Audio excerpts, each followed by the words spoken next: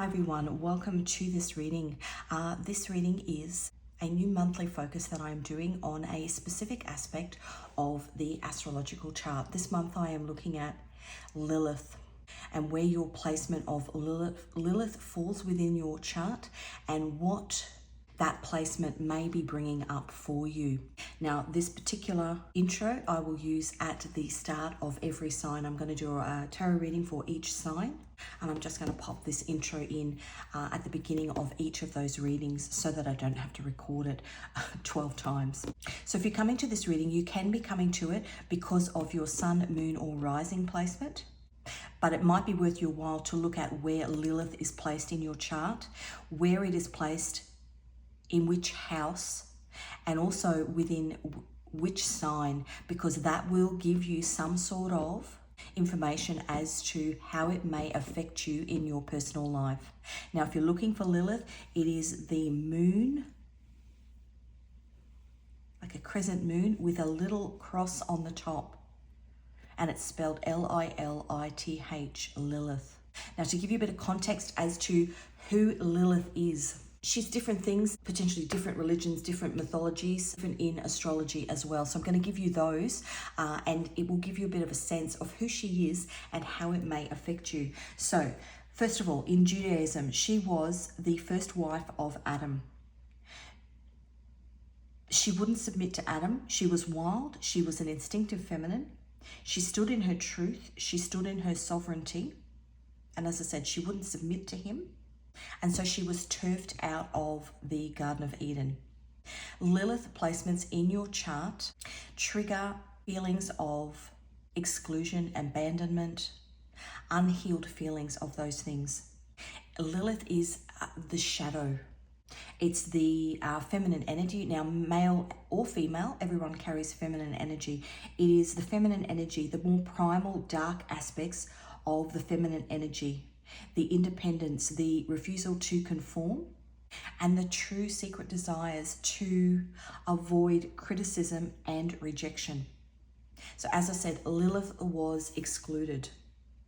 So it's the patterns in your life, the things that have happened to you that trigger you because of wounds of exclusion. It's reinforced at the moment because we have Pluto in Aquarius. Now, Pluto is transformation. Aquarius is the rebel. Aquarius is strong warrior energy. She demands social inclusion. Aquarius demands social inclusion. So Lilith is being triggered by being left out, and Aquarius, which is what we're in at the moment for the next 20 years actually, demands inclusion and will fight for it. So that's in Judaism. In Greek mythology, Lilith was known as Medusa. Those fiery snakes coming out of her head. Lilith is 0 to 100. The things that you are triggered by that take you from 0 to 100, especially if you are unhealed. If you haven't looked at that shadow aspect of where that Lilith is placed in your birth chart. Lilith is explosive. At the moment, we also have at play, we've got Uranus in Taurus. Uranus is earthquakes. Uranus is explosive, things that are explosive, things that take you from 0 to 100. Now, to put things further into perspective for you, Uranus is in Taurus. It will be there from the 1st of June this year, which is yesterday when it went in there, until the 1st of July 2031. It's in Taurus for 7 years. The last time Uranus was in Taurus was in World War II. The beginning of World War II, 6 months into World War II. The other thing that's at play at the moment, and the reason why I'm doing this reading specifically this month, because I was hearing the words off with her head. Now, when I went to light the match for this reading, and I used the red heads, this particular match had no head, off with her head. So we think of Medusa, off with her head. Anger, 0 to 100. We also think of the star Algol, Algol is I think how it's spelt. Now, Algol is what's known as a demonic star. It symbolizes beheading and losing control. Lilith, Medusa. That particular star was at play, was aspecting when Pearl Harbor was bombed. Algol is actually also at play. It's aspecting the upcoming new moon, which I think is on the 5th and the 6th. The other thing it's aspecting is the chart of Israel. It's aspecting the chart of Israel, Israel's sun. So when we think about all of the things that are happening, and this is not a political statement, but all of the things that are happening currently in the Middle East, and with reference back to wounds that have been triggered in regards to exclusion, things that have happened in the past in regards to exclusion. So if you think about Israel, you think about the Holocaust. Algol is aspecting Israel currently in the coming week. We also have Uranus, which is earthquakes, spiritual earthquakes, actual earthquakes in play with this Lilith, Algol, Medusa energy, all that. It's like a big boiling pot. And so what's happening out on the global stage is also happening on a personal stage as well, which is why I want to look into it.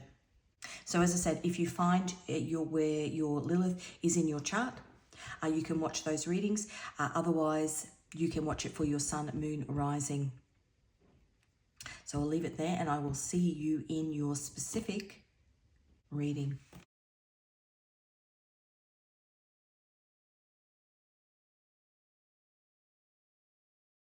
Okay, Capricorn, welcome to your Lilith reading. Now, this could be Lilith as a placement in your chart, or you could have come for this reading if you are Capricorn, sun, moon, or rising. If that is the case, it's also important for you to have a look at your actual Lilith placement in your chart. It will give you some more in-depth information as to this particular placement and what you need to be working on. So Capricorn, you are the achievers of the zodiac. You have a strong desire for achievement. You are very, very successful. You are very, very grounded. You are very prideful. You take great pride in your work. You take great pride in your work ethic. Within romance, you take a very, very traditional approach to romance. So if we are looking at Lilith, Lilith is the point in your chart where, because of being ostracized, abandoned, left out, at some point in your life, it's left you a trigger wound which lies in Capricorn. And so when you feel triggered, abandoned, left out, you go from 0 to 100. It sets you off, it triggers you, and it makes you very, very stubborn. It can make you very, very distant, and it culminates in a need for you to broaden your perspective. You can get very, very stuck in your ways, very stubborn. So what you need to work on is you need to focus on not getting caught up in perfection. You need to have a bit of fun, and you need to relax a bit. And part of doing that is to go back into those old wounds and almost tweeze them out. So you may have in your childhood had somebody criticize you for being successful, for being a good achiever, for ostracizing you for your commitment and your achievement. If I think of, say somebody at school who is the smartest in the class, and they're made fun of because they're intelligent, because they have a strong work ethic, because they spend their lunchtimes in the library studying. And so then that person, even though they get those great achievements, feels ostracized and left out because of that. And so therefore it then pans out into their later life, where when those triggers come up again, they get very angry. They go from that 0 to 100, very defensive, because it's a wound that hasn't healed. Okay, let's have a look. Judgment. They feel like they're being judged, like they were judged for their achievements in their early life. The Judgment card is Pluto. When you think about plutonium, it's like the atomic bomb. They explode. Or you explode. The Tower, look at that, wow. The Tower is number 16. The Tower is Mars, but the Tower comes before the Star card. The Star card is healing. This is happening because you're not healed, because you haven't actually looked at what it is that's triggering you. Two of Cups. Two of Cups is soulmate connections. People that you've come across in life that are part of your soul's journey. People that you have contracts with. It could be, for example, maybe you're the smartest in your family and everybody else, brothers and sisters, teased you. But, you know, that for them is them being jealous and envious of your achievements, but leaving you out because of it. These people in your past, maybe it's people within workplaces. Maybe you're good at your job, and because you're good at your job, you're being pushed aside. Again, it's jealousy and envy. But what it does for you is it takes you back to childhood when potentially these things have happened before. You've been ostracized for being good at what you do, made fun of because you're choosing to go to the library and do study as opposed to going out on the sport field. And it gets you fired up with the Tower. Three of Pentacles. The Three of Pentacles is Mars in Capricorn. Tower is Mars. And this is Capricorn Lilith. It gets you fired up. Because if you are a Capricorn, who you are is based on your strong desire for achievement. So if you're building things and people are trying to tear them down, then you are going to get fired up. And I'm not talking about tear them down in terms of destroy them. Well, they might be doing that. But I'm talking about tearing down your desire to achieve by pushing you to the side, by abandoning you, by, what's the word I want to use? Showing even a disinterest in your achievements. I want to say bunch of, I can't swear, Queen of Wands. Something that you have been passionately working on. Queen of Wands is passion and creativity. Something that you have been passionately working on. She's moving away up the steps. An achievement that you have. And I think in some parts, if you've got this wound of feeling like you don't fit in, maybe you have stifled your achievement in order.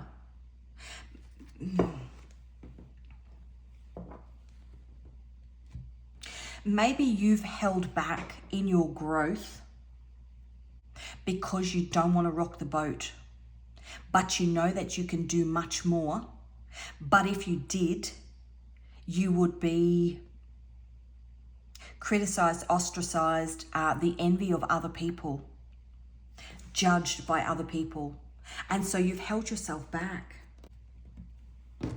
Interesting.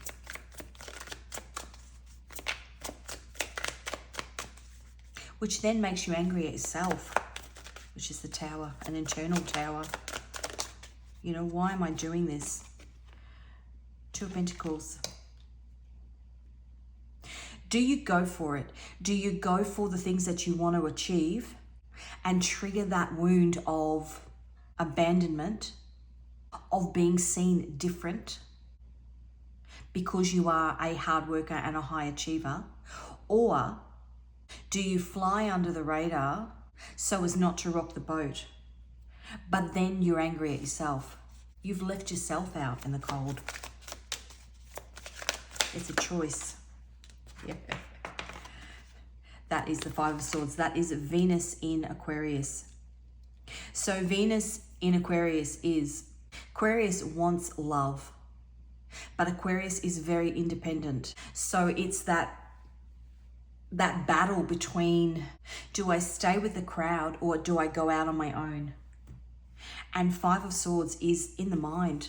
this battle in your mind, this choice that you have to make, being triggered all the while by this Lilith in Capricorn. 10 of Pentacles. Capricorn, as I said, hard worker, a builder. And these people coming in and out of your life, trying to stop you from building. And then even if you get to the point where you've built, they then pull this 10 of Pentacles apart by making you feel like you can't have it with a support group around. It's a real, I'm picking up a real jealousy and envy component of this. 6 of Swords. Maybe it's time for you to move where you are building things on to a different spot. 6 of Swords is moving on to calmer waters. 6 of Swords is Mercury in Aquarius. And on the bottom, the 9 of Pentacles, freedom, which is exactly what I said. You need to move it elsewhere. And the way you move it elsewhere is by removing yourself from these thought patterns, from these trigger points that are coming in from your Capricorn Lilith placement from the past. If you do the spiritual work, if you actually look a bit more into what this placement means, you can then work out where your trigger points are, which then allows you freedom. Because you start to realize that these trigger points are actually about those people and not really about you. And you then start to focus on this 10 of Pentacles. You move yourself away. 8 of Wands on the bottom, which is movement. Look at that. 2 of Pentacles on 2 of Pentacles. You then, the way you make your decision, so that's, you know, should I stay or should I go? The way you make your decision then changes.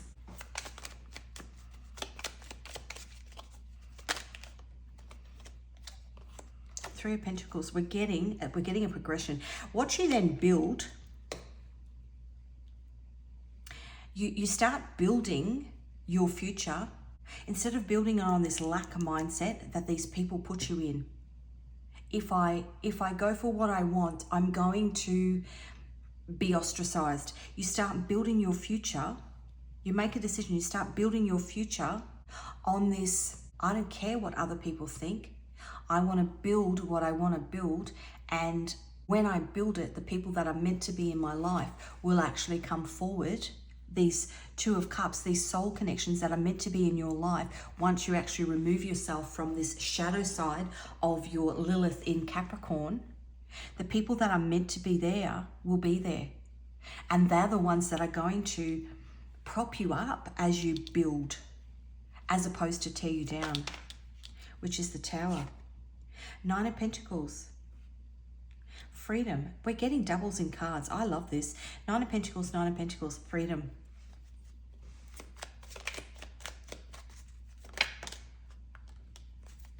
Yeah, pouring the love into yourself. Ace of Cups and healing. Now, I did say before, we had the Tower, but we didn't have the healing. Now we've got the healing.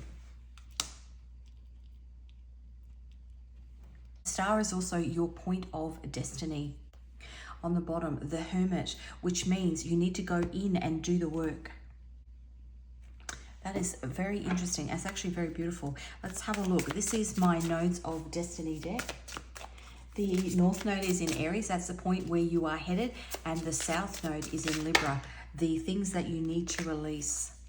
South Node in the 5th house. South Node cozying up in the 5th house. Your creative vibes are off the charts, but watch out for that sneaky desire to stand out too much. Your quest, break free from seeking approval and celebrate the quirks in everyone. This is where our soul feels snug. The stuff we got to let go of to spread our wings. Seeking approval from everyone is what I was saying before. Maybe you've held yourself back because you wanted the approval. You didn't want to rock the boat. North Node in the 10th house. If your North Node is kicking it in the 10th house, say goodbye to that codependency. It's time to strut your stuff and unleash your purpose on the world. Trust me, we are all in for a treat. Do the healing and then you can strut your stuff. This is my Moon Oracle deck. New moon alert. Change is on the horizon. There's a new moon next week, actually the 5th and 6th of June. I'm not sure what sign it's in. Not sure. New moon The moon's fading. Time to bid farewell to what's holding you back. These people are holding you back. Okay, what messages do your guides have for you? You need to do deep shadow work. This is my Divine Messages Oracle deck. Breaking generational curses. Perhaps in your family, there was a real feeling of people should be seen and not heard. Don't rock the boat. Hard workers are in a school environment. Hard workers are nerds. You don't want to be a nerd. There's a whole host of things that have held you back.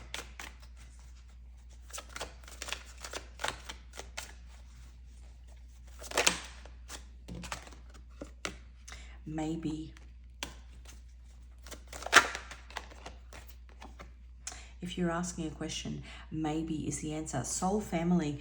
You are leaving one soul family that has kept you anchored into this mindset that you can't build wealth and be, no, the word is not popular. You can't build worth and you can't build wealth without compromising how people accept you. And you're moving on to a soul family that is, well done, great achievement. You are a hard worker that celebrates your work. Boundaries. You need to put boundaries up with these past people. The truth is being revealed. Now that is, for me, in this particular context, is these messages that are coming through is what you need to hear at this particular time. Witchcraft, their magic isn't working. That's the people in your past that have held you back because of their own fears of inadequacy. They're trying to pull you down. Angel Oracle.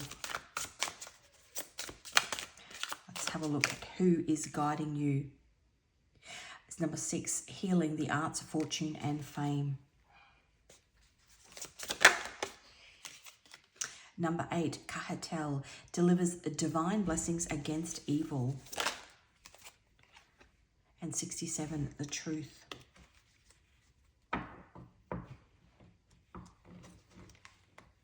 Number 16, Hakamiya, loyalty. You don't have to be loyal to these people anymore. And especially once you do that work and realize that is these people that have you, the word I'm looking for is tethered. They've got ropes tied around your arms and your legs. And they're using, and maybe they don't even realize they're doing it, but what it's doing is it's keeping you stuck. It's triggering you and it's keeping you stuck. And by doing the work, you will actually have an opportunity to free yourself. What is that? I just got that image of that big giant that's lying on a beach. It's a storybook, a children's story. And he's lying on the beach and they've got him pegged down, his arms, and they're walking all over him. I don't even know what that story is. If you know what it is, leave it in the comments. But, you know, if you know what it is, there might be some sort of meaning within there, keeping you stuck. They don't want you to rise because it triggers them. And so they play on that Lilith in your chart of you won't be included if you rise.